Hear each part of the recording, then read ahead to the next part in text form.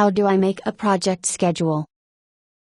In its simplest form, the calculation of the schedule is a matter of establishing a start date for the project and adding the durations of the activities in the schedule, being careful not to include the activities that are scheduled to be done in parallel with other activities.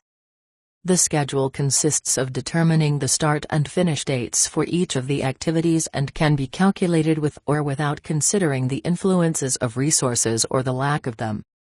The scheduling of each activity must consider the logic of the schedule. That is, the scheduling of each activity depends on the activities that it depends on for its schedule. These logical relationships are best seen in the precedence diagram. Tell me more.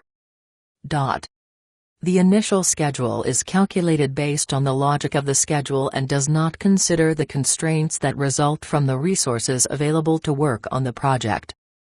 Probably the easiest way to learn to calculate a schedule is to do one. We will walk you through the calculation of the project schedule the same way computer software does it and explain things as we go along. Referring to Figure 5.3, we will calculate the early start and early finish dates for the schedule and then go on to calculate the late start and late finish dates as well. These are normally the dates that are calculated. What they show is the earliest dates that a particular activity can be started and finished and the latest that a particular activity can be finished. The pair of early schedule dates is referred to as the early schedule and the pair of late dates is referred to as the late schedule. These two schedules are useful because they tell us something about the flexibility of our schedules.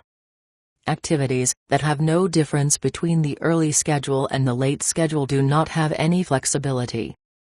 If an activity has the same dates for its early schedule as it has for its late schedule, it means that the activity cannot be delayed even one day without causing the project completion date to be delayed. If there is a difference between the early schedule and the late schedule, there is some flexibility, which means that this particular activity could be delayed as much as the late schedule without affecting the finish date of the project. Figure 5.3, Network Diagram. The first thing that must be done in any project schedule is to declare a project start date, or finish date if that is mandated.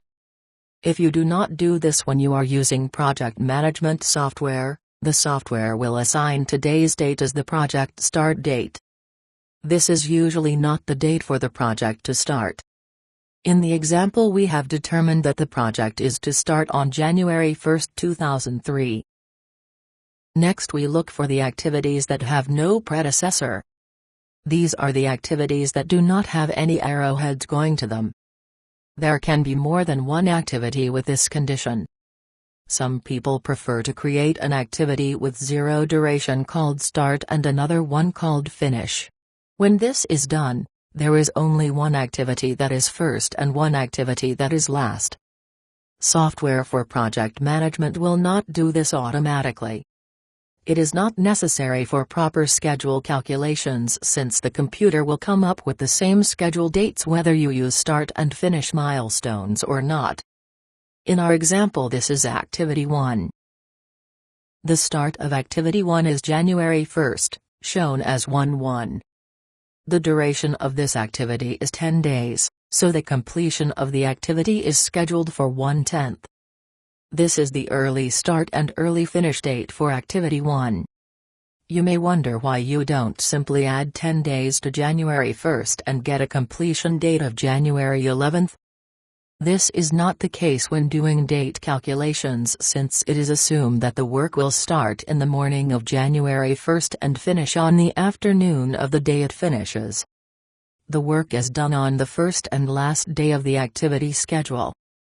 The next activity, since it starts in the morning, will start on the next day.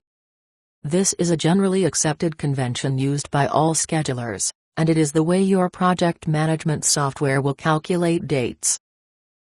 Schedules can also be done by tracking time on the same basis as the hands of a clock. If an activity started at 1 p.m. and took 2 hours, it would finish at 3 p.m., and the next activity would be able to start immediately afterward at 3 p.m. plus a few microseconds. When schedules are calculated on calendar days, the schedule is generally using the former method. When schedules are done in hours, they are usually done with the latter method. Activities 2 and 3 have a finish start dependency with Activity 1. This means that neither of them is permitted to start until Activity 1 is completed. By our convention, Activities 2 and 3 have early start dates of January 11th, the morning after January 10th. Adding the durations of Activities 2 and 3 to their early start dates gives us early finish dates of January 25th and January 15th respectively.